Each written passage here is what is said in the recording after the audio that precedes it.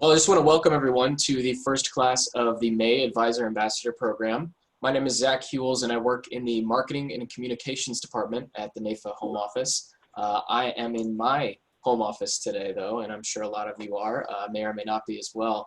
I just want to get everyone familiar with this program a little bit and the platform. This is a 4-week program, and we will be seeing you every Tuesday at 2 p.m. Eastern. And really excited to have all of you on for this first one. This is our Zoom platform that we use quite a bit. So if you have never used Zoom before, we do have a chat feature in your chat Zoom window there. I'm just going to say hey to everybody. That way you can see where the chat is. And you can use it at any time during the program to type in a question if you have any questions for Rob during the presentation. And then this session is recorded.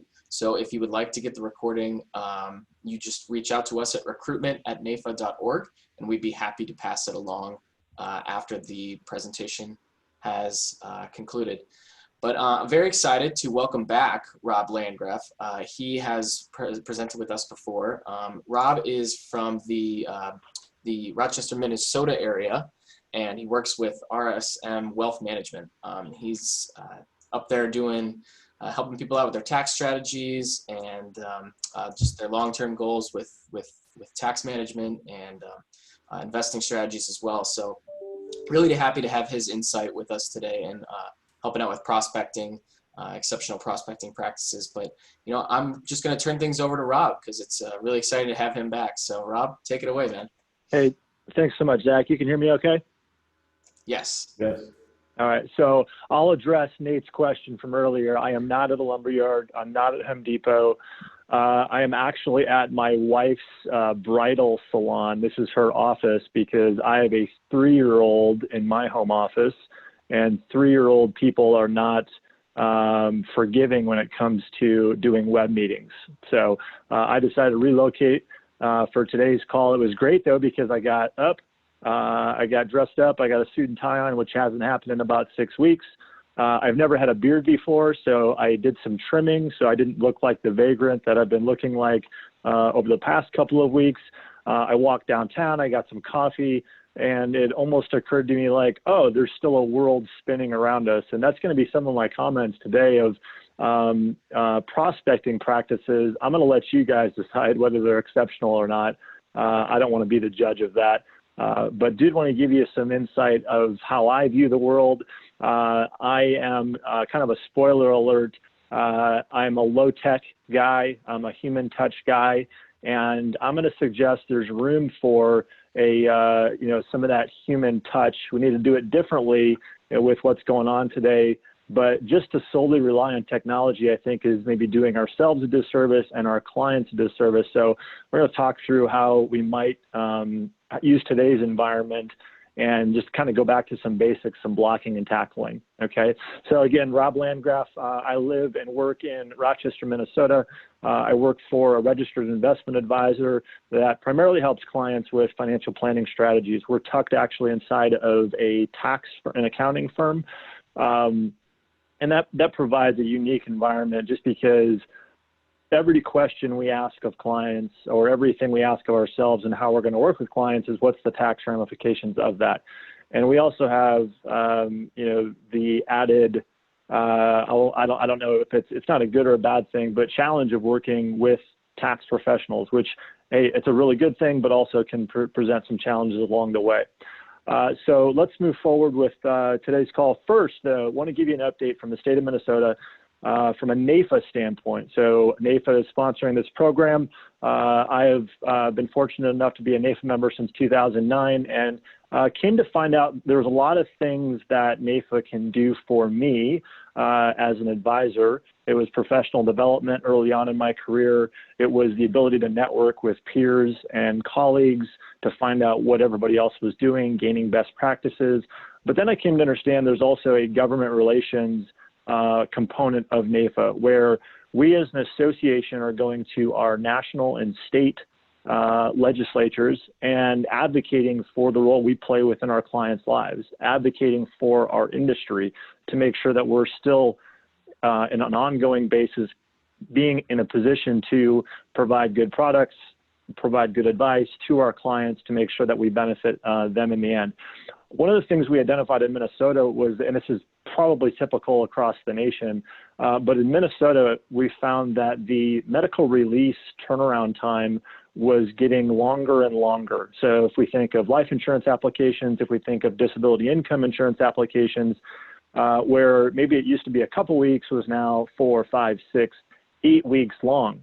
And as we all know, if we're in the insurance business, the longer the process takes, the more often a applicant is going to walk away, right? There's going to be more reasons for them to say, hey, this is just too hard. I don't want to do it. And it's becoming a challenge, right? It was getting in the way of our clients putting the protection in place that they needed. It was getting in place of our advisors, our insurance advisors, completing their businesses, right? So we went to the Minnesota legislature and we said, this is unacceptable. We need to put some guardrails on turnaround times. And we just found out last week we were successful in that legislation. And what's amazing is this is going on, this legislative conversation is happening amid this COVID-19 panic, right? So we were kind of dismayed when this all started and said, hey, there's no way we're going to get this legislation through. And actually we're seeing some traction because we've gone to them in a grassroots effort and communicated, hey, this is a thing that's affecting your constituents, their ability to plan their financial lives. So it is essential. We need to get this through. So just an example of some things NAIFA is doing that in the background we may not be aware of on a day-to-day basis. Let's get into prospecting. So yeah, so much going on in today's world. COVID-19, it dominates the headlines. And what I try to do is ground myself in a couple of things. Asking myself what has changed, and then also asking myself what hasn't changed. Because I think too often, and I'm guilty of it, I'll focus on what has changed. I'll focus on all the new problems that have been created because of a global pandemic. And that'll take my focus away from the things that haven't changed. And the things that haven't changed are really the important things that we need to keep in mind so that we can continue doing business, albeit maybe in a different manner, but recognizing that the importance of our conversations is still very present. So what has changed? In a lot of cases, we can't meet face-to-face with clients. There might be a government shutdown where you're living. There might be just a firm mandate of your employer that says no client-facing meetings. You might have clients that are just uncomfortable with meeting face-to-face. So that has definitely changed, how we communicate with people. But what hasn't changed is the need to communicate with people. What I would suggest is now more than ever, our clients, our prospects want to hear from us, a professional voice to reassure them or to give them guidance to navigate this changing landscape. So that's what I would ask of everybody on the call today is, all right, let's put things in perspective, let's put it in context, and know that the world will continue. It will be different. Let's not focus on all the things that are now obstacles. Let's start thinking about how to get around those obstacles, right? So a couple of ideas, and these aren't going to be groundbreaking, but I'm going to suggest maybe they were things you did if you've been in the business for a long time. There are things you did early on and maybe you forgot and don't do them anymore because they work so well. Or maybe these are things that you've never had the opportunity because you're newer in the business. And I'm going to suggest if you started in this business after 2010, you potentially have never seen anything like what's going on. And I'm kind of talking about the markets and market volatility and people's behavioral patterns when it comes to investing. So this is gonna be really timely for any of those folks that didn't experience the Great Recession in 2008, 2009, right? So give you some thoughts here. Things that you can do to prospect during times like today. I would dust off your nose. Hopefully you've been using a client relationship management system, a CRM. If you haven't been historically, put that in place tomorrow. You're going to need to keep track of the conversations you're having with prospects, centers of influence, with your clients. And if you're not keeping track of that, if you're new in the business, you're going to repeat your first 1, 2, 3 years over and over, and you're never going to gain traction because you have to continuously find new people to talk to. If you're keeping track of those conversations, it's going to be really easy for you to go back today and say, okay, let me go back to the folks that told me no.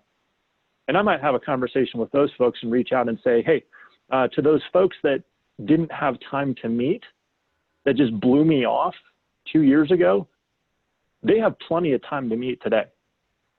Now, this is generalizing, right? Not everybody has time to meet, but I'm finding the clients, the prospects, the people I'm talking to, they are bored out of their minds. The house projects are done, and they have time on the table to address all of the things they thought they didn't have time to address in the past. So if you have people that said, I don't have time, go back and talk to those folks, right? The next one, hey, I'm young and healthy. I hear what you're saying, but I don't think it's ever going to happen to me. We might find that with all the negative news about health concerns, that their mentality has shifted. Right? They're looking around themselves saying, oh boy, this is real. I could take every precaution known to man and still be at risk of falling ill, not being able to work, or potentially dying of this pandemic we're going through, right?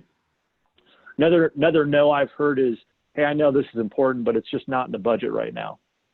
Now, granted, I respect and I acknowledge that there's a lot of people that have lost their jobs in very, specific sectors have been hit harder. So you look at retail, you look at food service, you look at hospitality. These are folks that are getting laid off, getting furloughed. It's having an impact on their income. Now, if they're fortunate enough to qualify for unemployment or get their application accepted, maybe it doesn't have that dramatic of an impact. And I've heard stories of some folks actually having more income as a result of the unemployment benefits that are available today than they were making at their jobs. My point here is this: don't assume that everybody's income got cut in half, right? There are people that haven't skipped a beat, and they actually have more discretionary dollars to spend because they're not doing anything. There's no entertainment budget. So it might be a good time to go revisit those folks that said, hey, I don't have this in my budget right now, because right now they probably do have it in their budget, right? To look at some of the planning concepts, maybe you've tried to talk to them in the past. Here's a good one. This is a no I've heard, and really I've heard it since 2009, 2010.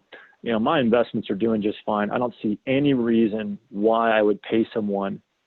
And that's a hard argument to make in the bull market that, just stopped recently.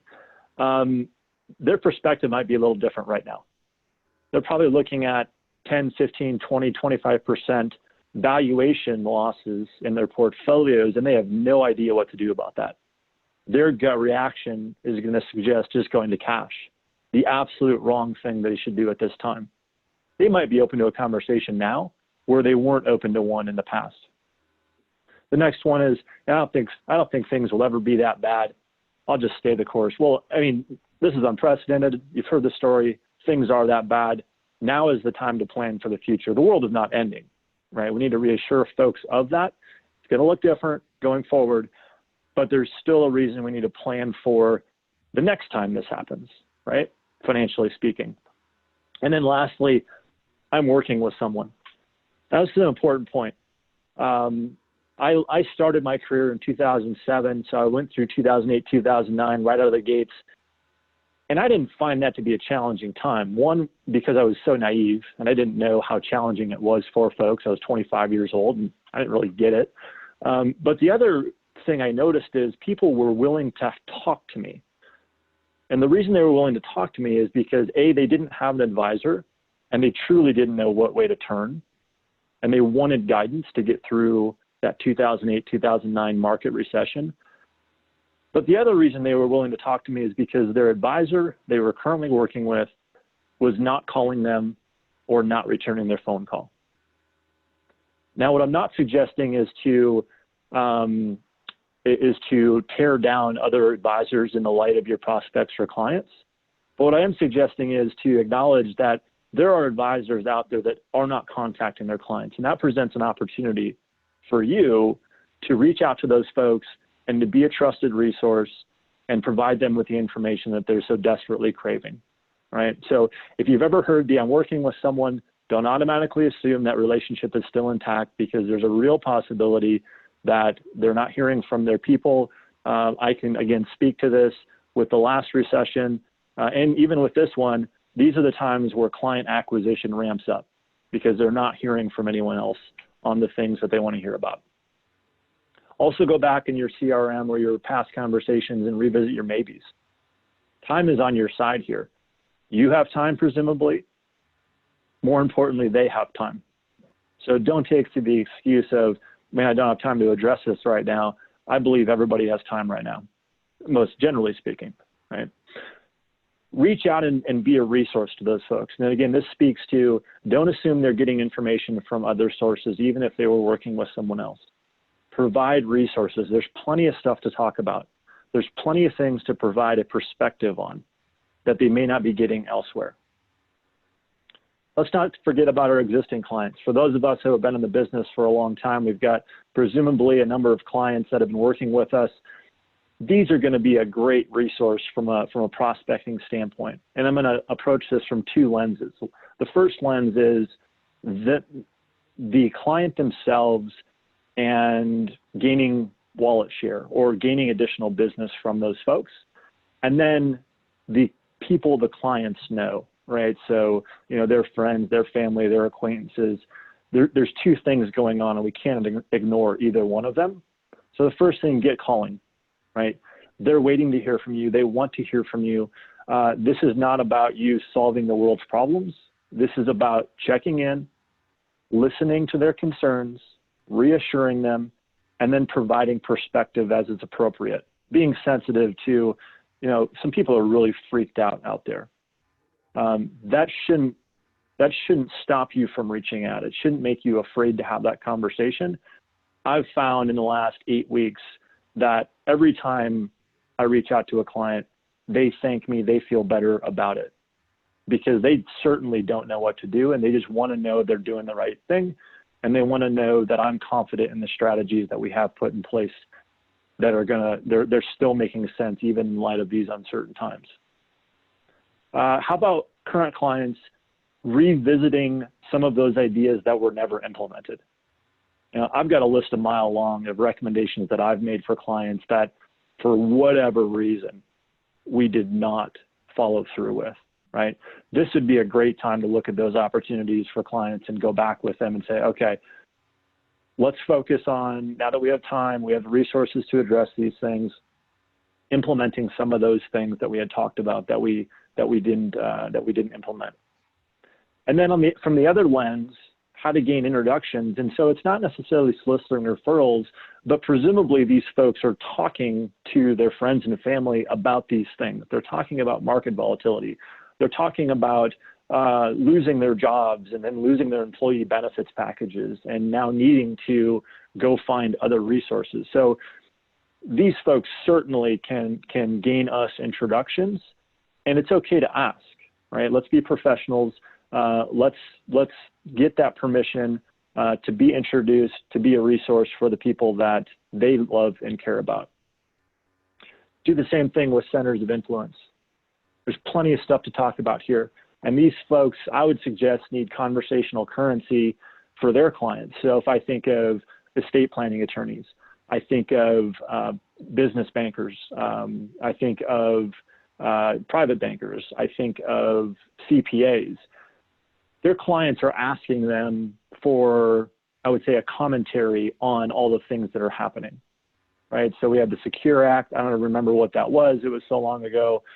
We have the CARES Act recently. We've got PPP. We've got other economic disaster relief. People want information. They want your opinion. And so I would suggest a good prospecting mechanism would be to reach out to folks that are within your circle or even outside of your circle. And there's two things that I would do here, right? I would say, hey, estate planning attorney, I'm going to give them a call. Our clients are really concerned about the ramifications of the Secure Act with regards to how money flows to their beneficiaries. And I thought you might have some perspective on some things we could help them out with. And what you're saying there is, I want your opinion, center of influence, right? And people will want to be asked their opinion, right? So that's one way to approach it. The other way to approach it, and it could be that same conversation, Mr. Attorney, I thought I would just share some of the conversations I'm having with my clients they're really concerned about market volatility. And in light of that market volatility, we've been rebalancing their portfolios back to their investment policy statement, and we've been looking for tax loss harvesting opportunities. So you're doing two things there, and it's important to recognize they're different. The first thing you're doing is asking their opinion, asking for their help. The second thing you're doing is suggesting that you, as a professional, are in a position to help their clients, right? So, input whatever your line of business is, however you help clients. That's not what's important here. The important thing is asking the center of influences help and perspective, and then offering your own perspective and services for their clients, right? Here's just a couple ideas of things to talk about today. I'm not going to go through these because, just turn on the news and you'll find there's plenty of things that you want to talk about. But, the market environment certainly is a concern. And these are open-ended questions. I would say if it's a prospect you're talking to, if it's a client you're talking to, if it's a center of influence, a really good way to open that conversation is with these open-ended questions. So how do you feel about the current market environment and the impact on your investments or your clients' investments? Let them talk. Have you or any of your clients experienced a change of employment, and as a result, a change in their employer-provided benefits? Oh, if so, I'm in a position where I can counsel your clients or the people you care about with regard to those changes and what might be available to put in place in light of the fact they've lost those benefits. Practically speaking, so those are just some ideas on prospecting, right? But how do you actually implement?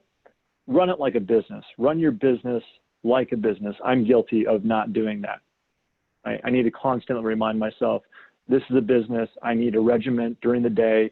I need activities that I do each and every day for a certain period of time, and not bury myself under the things that maybe I like to do but aren't very productive. So make sure we have a CRM in place to track your conversations. Make sure you set that CRM up so every 3, 6, or 12 months, you're reaching out and dripping on folks. They will never know that you've got a reminder every 6 months to give them a call or an email. They'll feel like it's really organic and that you truly just care and you're reaching out to have a conversation. But on your end, we need that reminder. Otherwise, 3 years go by and you think, yeah, I just talked to that individual. Nope, it was 3 years reality that you last contacted them. Dedicate some time each day.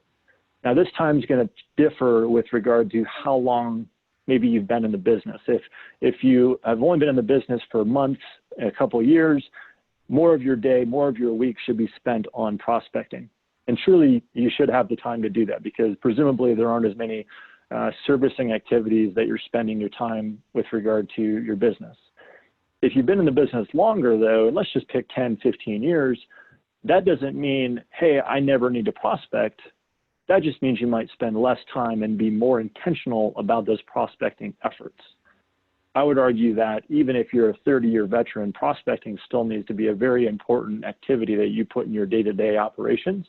It might be a little different, though, than if I'm less than 5 years in the business. So the amount of time and the activity, the type of activity should be dictated by how long you've been in the business, but it's never going to become an activity that is not important, right?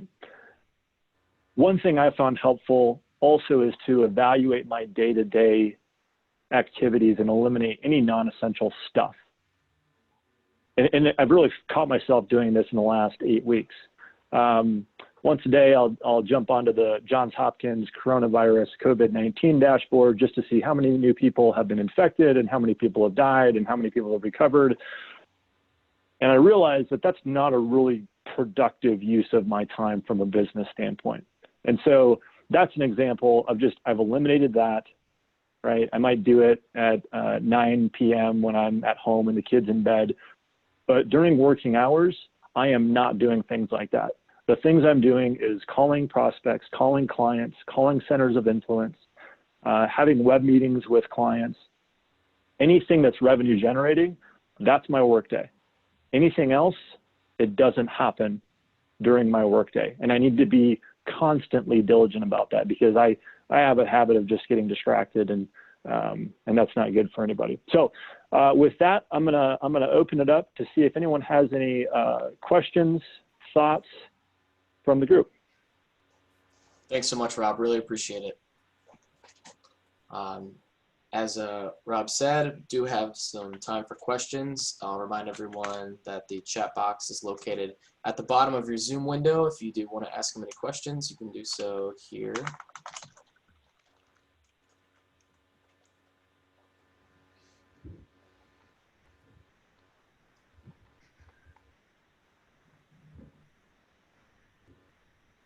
And if we, before we do get to questions, I do want to remind everybody that this session was recorded. So if you did come in a little late or missed any part of it, feel free to reach out to us at recruitment@nefa.org, and we would be happy to pass that along to you. Yeah.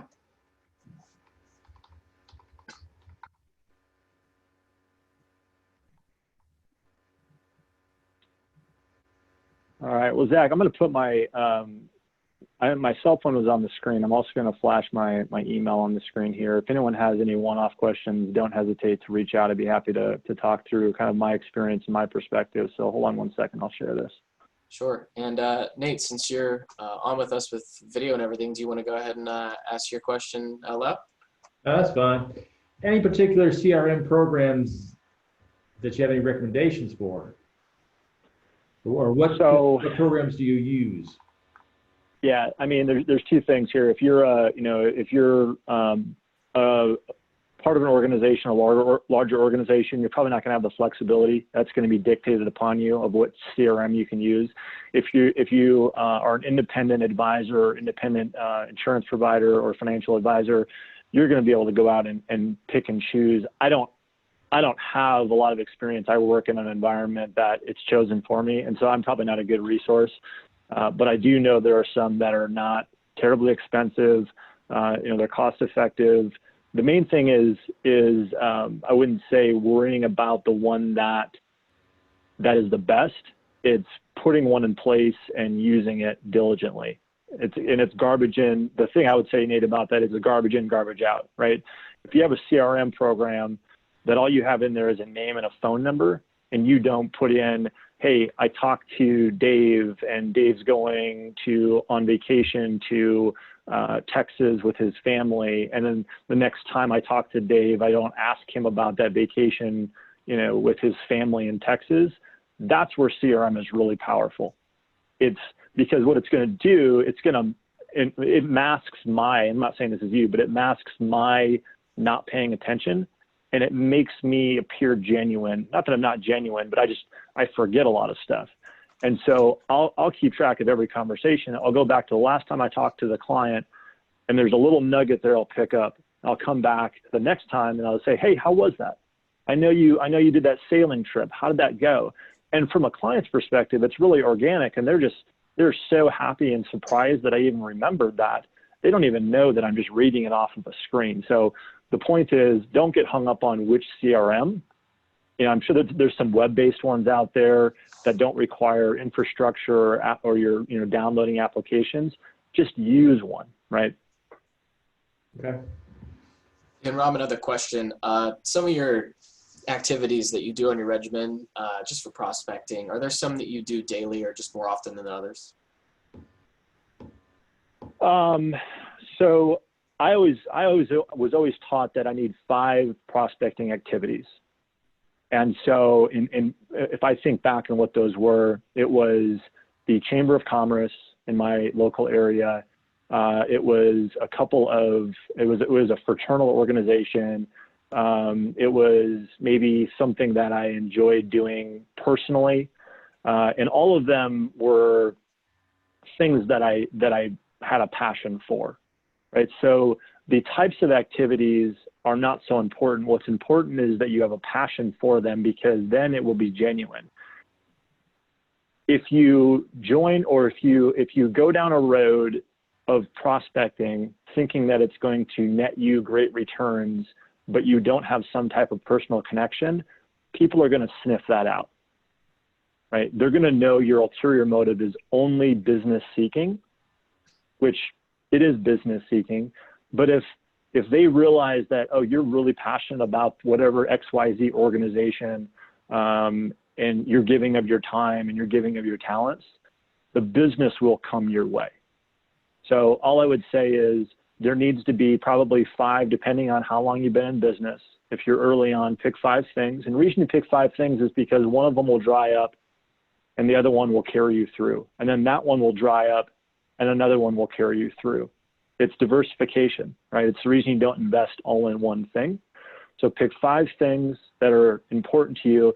Focus on the membership committee, right? So if you like the community theater, you would go to the community theater and say, I want to become involved. I want to be on the membership committee, because what that does is unlocks your ability to gain permission to talk to people in that organization, right? Don't be the treasurer. Right? That's the last thing you should be doing. And if you're a financial advisor, they're all going to ask you to be the treasurer because they think you know about money. Just avoid that altogether, right? Be on the board of directors, be on the membership committee.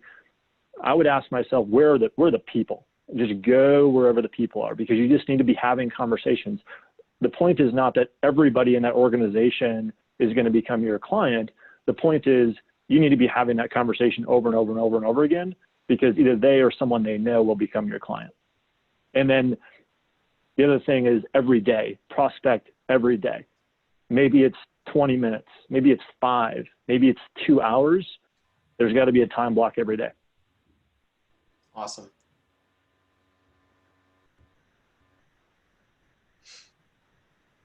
Well, hey, again, Rob, really appreciate your time today. As always, we love having you on. If anyone else has any questions for Rob, they can reach out to him by cell or email there, and can always reach out to us, recruitment@nafa.org. I hope everyone has a great week. I hope that everyone's staying safe. And yeah, we'll see you next week for building your professional network. Thanks, everybody, for joining. Have a great day. We'll see you. Thank you.